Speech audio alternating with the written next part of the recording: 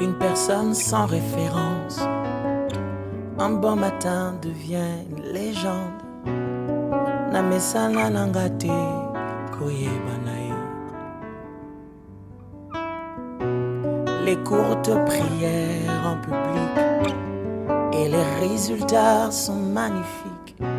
C'est que les nanga koumenana l'océan.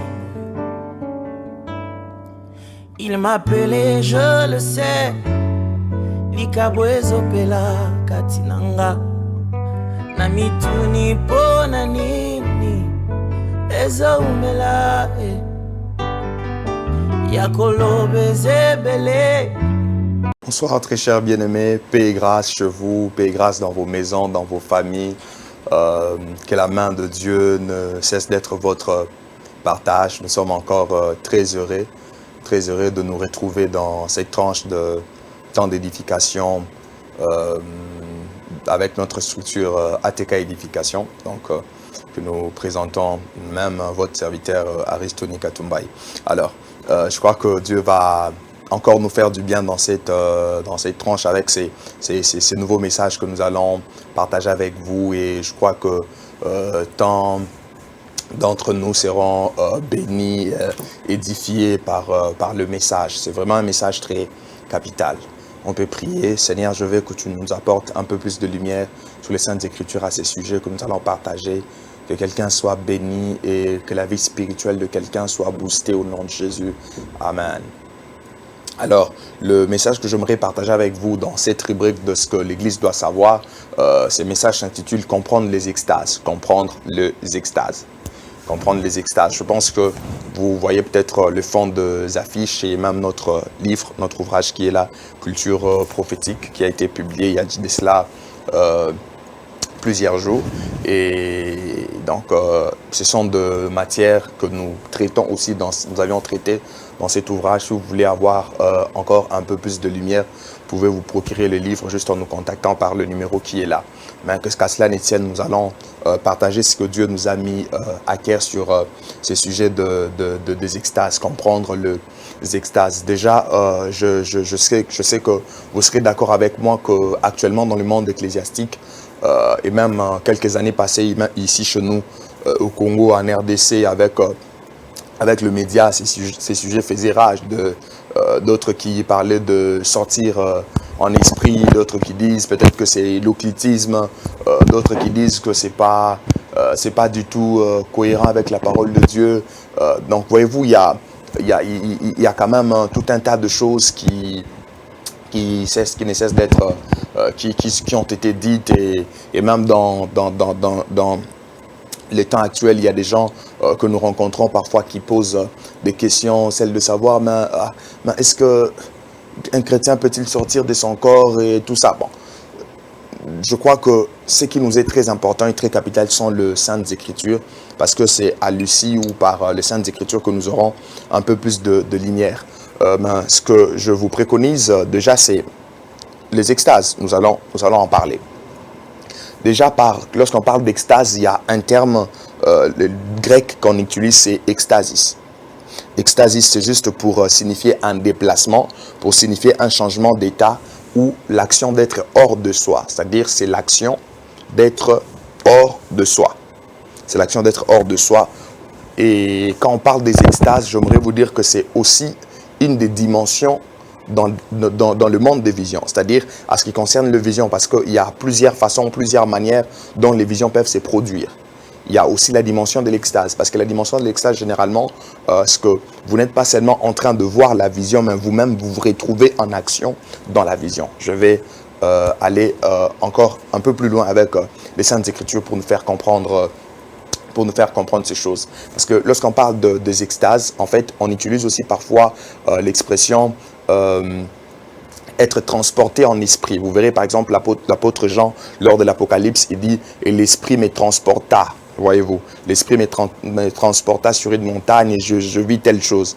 Et même Ézéchiel qui utilise aussi l'expression l'esprit m'enleva entre ciel et terre. Voyez, donc être enlevé, être transporté. Donc ce sont des termes qu'on utilise de transport en esprit, ravissement en esprit, enlèvement en esprit. Donc ce sont des termes qui sont liées ou attachées aux extases. Par exemple, pour le prophète Ézéchiel dans Ézéchiel chapitre 8, vous le verrez, il parle clairement de comment est-ce que l'Esprit l'emportant entre ciel et terre. Et vous pouvez voir et lire cette vision que cet homme de Dieu, ces prophètes aillent à recevoir. Mais nous, l'objectif que nous poursuivons, en fait, j'aimerais que nous soyons déjà compris dès le départ, parce que notre souci, c'est que vous soyez capable d'écouter Dieu par toutes ses voies de communication, par toutes les voies récurrentes qu'il a l'habitude de parler, afin que le langage de Dieu ne vous soit pas étranger, mais que vous puissiez vous familiariser, vous attacher à cela. Mais qu'à cela ne tienne, nous comptons sur le fait que la base, nous restons sur la Bible. C'est ça le plus important. Et déjà, j'aimerais faire une affirmation en vous disant que les extases sont bibliques. Les extases sont bibliques. Souvenez-vous de la définition que je viens de donner sur les extases. Et ici, j'aimerais déjà, avant d'aller plus loin, vous dire que les extases sont bibliques. Pour ne pas prêter confusion ça et là, on peut lire les Saintes Écritures. D'ailleurs, je préfère prendre le texte du Nouveau Testament parce que si on prenait parfois le texte d'Ancien Testament, il y en a plein, mais les autres se diraient « Ah non, mais ça c'est l'Ancien Testament ». Je prends aussi le texte du Nouveau Testament. Nous sommes dans Actes chapitre 10, le verset 9 à 17. Actes chapitre 10, le verset 9 à 17. Nous n'allons pas faire la lecture du texte en entier. Je vais lire quelques parties où nous allons prendre les éléments qui sont un peu piquants. Donc j'y vais. Les lendemains, comme ils étaient en route et qu'ils approchaient de la ville, Pierre monta sur le toit. Donc, écoutez, c'est l'apôtre Pierre. On dit, il monta sur le toit vers la 6e heure pour prier. Il y eut faim et il voulut manger. Il y eut faim et il voulut manger. Donc, c'était avant qu'il aille prier. Pendant qu'on lui préparait à manger, il tomba en extase. On dit, l'apôtre Pierre tomba en extase. Déjà, ça atteste que les extases sont bibliques et même dans le Nouveau Testament. Il vit le ciel ouvert et un objet semblable à une grande nappe attachée par les 4 coins qui descendait et s'abaissait vers la terre. Donc, vous êtes en train de voir que dans ces textes, on nous parle de l'apôtre Pierre qui a connu une dimension d'extase. L'apôtre Pierre a connu une dimension d'extase. Je ne vais pas à ce stade apporter un peu plus de commentaires sur ces textes, mais mon objectif, mon souci était que déjà à partir de ces textes, que nous puissions être convaincus que les extases sont bibliques. Et je peux rajouter un autre texte, toujours dans le Nouveau Testament. On peut prendre celui de Actes chapitre 22, le verset 17 jusqu'au verset 19. C'est aussi, bon, ça c'est pas très long, on peut lire ça en entier. Il est dit, de retour à Jérusalem, comme je priais dans les temples, je fus ravi en extase. Vous voyez, c'est quelqu'un qui dit qu'il fut ravi en extase. Et ici, il est question de l'apôtre Paul. Parce que quand vous lisez Actes chapitre 22, ici, vous vous rendez compte que c'est l'apôtre Paul qui est en train de relater. Il est question de lui et il est en train de dire qu'il fut ravi en extase. Et je vis le Seigneur qui me disait. Il a vu qui? Il a vu le Seigneur. Il a vu le Seigneur Jésus qui le disait. Hâte-toi et sors promptement de Jérusalem, parce qu'ils ne recevront pas ton témoignage sur moi. Et je dis, Seigneur, ils savent eux-mêmes que je faisais mettre en prison et battre de verge dans les synagogues ceux qui croyaient en toi. Donc ici, ces textes sont en train de nous faire voir que l'apôtre Paul avait aussi connu cette dimension d'extase. Donc, il fut aussi ravi en extase. Donc, on a vu l'exemple de l'apôtre Pierre, on a aussi vu l'exemple de l'apôtre Paul. Donc, déjà, de par ces deux textes, je crois que c'est déjà utile ou suffisant pour nous convaincre ou pour nous attester que les extases sont bibliques. Donc, je suis en train de parler des extases avec la définition donnée au départ. Nous allons poursuivre. J'aimerais nous dire que les extases ou la dimension d'extase, c'est l'un des moyens que Dieu utilise aussi pour nous parler. De la même manière que Dieu peut nous parler dans un songe, de la même manière que Dieu peut nous parler par des visions que l'on voit peut-être de manière normale, de la même manière que Dieu peut nous parler par de voix audibles, il peut aussi nous parler tout en nous transportant dans des extases. Donc ça fait partie de voies de communication divine. Donc c'est ainsi que nous avions même prévu un point dans les livres et nous avions eu à traiter sur ça. Autre chose, c'est que on peut se poser la question de savoir est-ce qu'il existe-t-il une différence entre les extases qui émanent de l'occultisme et les extases qui émanent du Saint-Esprit. En fait, la plus grande différence, déjà par rapport à la question, la plus grande différence se situe au niveau de la source. La plus grande différence se situe au niveau de la source. Lorsqu'il est question des extases, où on utilise même parfois l'expression entrer en transe, vous voyez, donc aller en transe.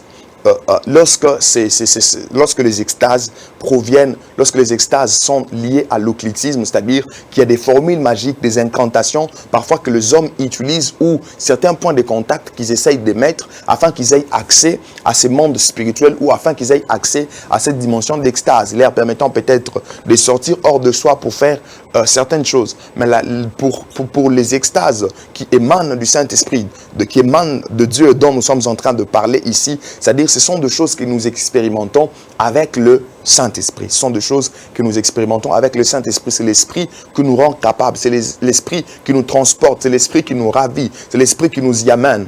Sans oublier que en opérant ou en travaillant même dans le domaine prophétique, vous vous rendrez compte qu'à un certain stade, vous pourriez être à mesure de vous prédisposer à écouter Dieu. Ça, c'est aussi un élément capital et important. Tout dépend de votre façon, de votre sensibilité, de comment vous vous prédisposez à écouter Dieu. C'est de même pour ceux-là qui ont peut-être l'habitude de vivre très souvent ces expériences. Parfois, vous verrez c'est quelqu'un qui se connecte un peu plus à la prière, ou il se consacre encore un peu plus à Dieu. Tout dépend de la capacité et la grâce que le Seigneur nous fait. Mais la différence entre ce qui émane du diable et ce qui émane de Dieu se situe beaucoup plus au niveau de la source. Pour les enfants de Dieu, on n'a pas besoin de formules magiques, on n'a pas besoin d'être connecté à qui ou quoi que ce soit. On a besoin du Saint-Esprit et c'est possible avec le Saint-Esprit.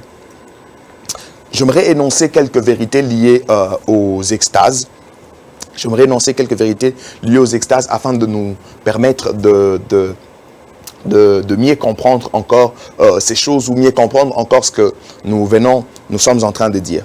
La première vérité que j'aimerais énoncer, c'est que c'est possible de connaître des ravissements en extase, même pendant des heures de prière. C'est possible de connaître des ravissements en extase, même pendant les heures de prière. Pendant vos moments de prière, vous pouvez connaître des ravissements en extase. On a lu avec vous le texte de Actes ici, où il était question de l'apôtre Pierre.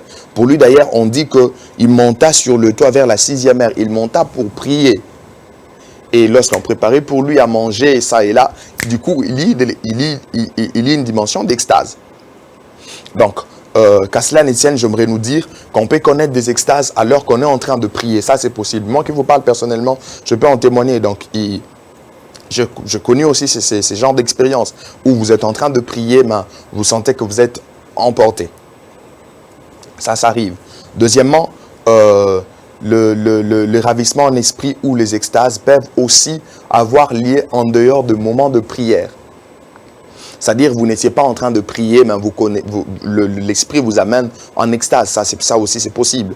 Vous verrez de l'apôtre Paul dans le texte qu'on a lu d'Actes chapitre 22. On dit que de retour à Jérusalem, comme je priais dans les temples. Pour l'apôtre Paul, il était en train de prier dans les temples. Même pour l'apôtre Pierre, le texte qu'on a donné en amont, on dit qu'il monta, il voulait aller prier. Mais alors qu'on préparait la nourriture, c'est là qu'il tombait, ou c'est là qu'il était emporté en extase, voyez-vous. Donc vous pouvez être emporté en extase, même, c'est possible pendant les heures de prière, mais c'est possible aussi en dehors des heures de prière. Tout dépend juste de votre communion avec le Saint-Esprit. Parce que nous ne vivons pas la communion avec Dieu seulement au moment où nous sommes nous sommes en train de prier. Parce que la communion avec Dieu doit être notre respiration. Aussi longtemps que nous avions donné notre vie à Jésus, donc chaque jour nous devons vivre cette communion et à chaque instant, à chaque moment, ça doit être notre souffle. Et lorsque nous entrons peut-être, nous nous enfermons pendant un temps précis pour prier, c'est-à-dire que nous voulons amplifier encore cette communion, voyez-vous. Donc c'est quelque chose qui ne nous laisse pas. Voilà pourquoi même des expériences spirituelles ou même lorsque Dieu veut vous parler, ce n'est pas toujours au moment où vous êtes en train de prier. Parce que les autres personnes se mettent peut-être dans un carré où ils se disent que si c'est en dehors de la prière, c'est pas Dieu. Non, ça peut venir même en dehors de la prière, c'est possible. Et je crois qu'il y a pas mal de textes, on ne saura pas tout donner ici. J'aimerais énoncer la troisième vérité, c'est que Dieu peut nous amener en extase pour nous donner certains messages. Donc, Dieu ne fait rien par hasard. C'est-à-dire, quand Dieu permet que nous puissions accéder à une dimension d'extase ou qu'on soit emporté en extase, il peut le faire pour nous donner certains messages. J'aimerais affirmer ça par ces textes de base que j'ai pris et je vais rajouter d'ailleurs un autre texte. Vous avez vu le texte que j'ai donné de Actes 22, 17 à 21, il est question de l'apôtre Paul. Mais ici, le Seigneur, dans cette expérience, le Seigneur était en train de lui parler de sa mission. Donc le Seigneur parlait à Paul de sa mission. Mais comment il est en train de lui parler dans ces textes ici? C'était dans une dimension d'extase. Donc Dieu peut vous apporter, vous amener en extase afin de pouvoir vous donner un certain message ou vous dire certaines choses. Au-delà de l'apôtre Paul dans Acte 22, on a lu Acte chapitre 10 avec l'apôtre Pierre. Lorsqu'il a été emporté en extase en ces temps-là, en fait, c'était quoi? Il était en train de voir une nappe, la vision, ou ce qu'il voyait pendant qu'il était hors de soi, parce que la dimension d'extase, c'est-à-dire les 5 sens ne sont pas en train de fonctionner. Donc, c'est juste le spirituel qui est en train de fonctionner. Et c'est comme si le 5 sens devient un peu inactif. Et pendant qu'il était dans cette dimension, qu'est-ce qui s'est passé? Le Seigneur était en train de lui faire voir les choses. Et quand il lui faisait voir ces choses, l'optique, le message, ce que Dieu voulait lui dire par ça, c'était juste qu'il ne fait exception de personne. Parce qu'eux, ils étaient là en tant que de juifs, ils pensaient que Dieu ne traitait qu'avec eux. Et ils n'allaient pas vers le païen ou le non-juif. Et le Seigneur, déjà, ayant visité Corneille et envoyant des personnes pour venir chez Pierre afin qu'il puisse aller là-bas et qu'on sorte. Dieu qui a planifié toutes ces choses a fait en sorte que l'apôtre Pierre puisse aller en extase afin que lui fasse comprendre qui ne fait exception de personne. Bien que c'est après la vision que l'apôtre a mieux compris ces choses, et même lorsqu'il revenait de chez Corneille en donnant les rapports aux autres qui n'étaient pas peut-être assez content du fait qu'il était parti chez les païens, ça et là, voyez-vous. Donc, ce sont des choses, ce sont des éléments un peu capitaux et importants. Donc, lorsque Dieu nous emporte en extase, c'est pour nous donner certains messages. Et au-delà de ça, j'aimerais énoncer une avant-dernière vérité, c'est que lors des extases, dans les visions, les actions que nous posons en esprit peuvent illustrer ou symboliser certains messages. Donc, lorsque Dieu vous fait grâce d'être transporté dans une dimension d'extase, vous êtes ravi en esprit, les actions que vous posez, parce que je dis que c'est une dimension où vous ne voyez pas seulement la vision, mais vous êtes en action aussi dans la vision. Le chapitre 37, vous verrez il est question d'Ézéchiel qui fit emporter en esprit, et l'esprit lui ramena dans la vallée des ossements desséchés. Et l'esprit lui demande de prophétiser sur ces ossements desséchés afin que ces ossements puissent avoir vie. Il commence à prophétiser selon l'ordre qui lui a été donné. Et la vie est en train de revenir dans ces ossements desséchés. Et même lorsqu'il a prophétisé pour que le vent souffle de 4 côtés, le vent a réellement soufflé. Voyez-vous, le vent a réellement soufflé, et l'apôtre a eu directement à capter, et le prophète Ézéchiel a eu directement à pouvoir capter le message, et il a compris là qu'il était question de choses en fait qui n'étaient pas liées seulement à ces ossements, mais ces ossements avaient une certaine signification spirituelle. La Bible nous fait voir dans Ézéchiel chapitre 37, comme l'apôtre l'a compris, qu'il était question de la maison d'Israël. Donc, les actions qu'il était en train de poser pour la restauration ou le relèvement de ces ossements desséchés étaient juste un message que Dieu était en train de donner. Voyez-vous, donc il était en train de poser certaines actions, mais dans ces actions, il y avait un message. Donc ces messages, c'était la restauration que le Seigneur avait prévue. C'était la restauration que le Seigneur avait prévue pour Israël. J'aimerais énoncer une dernière vérité. Et cette avant-dernière vérité que je viens de dire ici, que les actions que nous posons peuvent avoir une certaine signification ou de message, pour nous dire que prêtons beaucoup plus attention à ces actions, et même dans l'interprétation de ce que nous avions ou de ce que nous recevons lorsque le Seigneur vous amène dans ces genres de dimensions, peuvent vous éclairer. Une dernière chose, c'est que la dimension des extases existe jusqu'à ce jour. Les chrétiens peuvent en vivre. Pourquoi nous sommes en train de les dire? Parce que la Bible ne les contredit pas. Nous avions vu dans la Nouvelle Alliance des hommes comme nous, ayant reçu le Saint-Esprit, vivre ces choses. C'est-à-dire que ces choses sont aussi accessibles à nous. Et j'aimerais dire à l'Église, pensez peut-être que cette dimension des extases appartient qu'aux occultistes seulement. Je pense que c'est aberrant. Parce que les Saintes Écritures nous exposent que c'est possible même pour les chrétiens. on ne refuse pas les discernements. Il faudrait avoir des discernements sur toutes choses. Mais avec le Seigneur, c'est possible que vous puissiez connaître ces choses. Je prie que le Seigneur vous emporte et que l'Esprit de Dieu vous amène à chaque fois dans la voûte céleste lorsque vous serez dans vos temps d'intimité avec lui. Soyez bénis abondamment.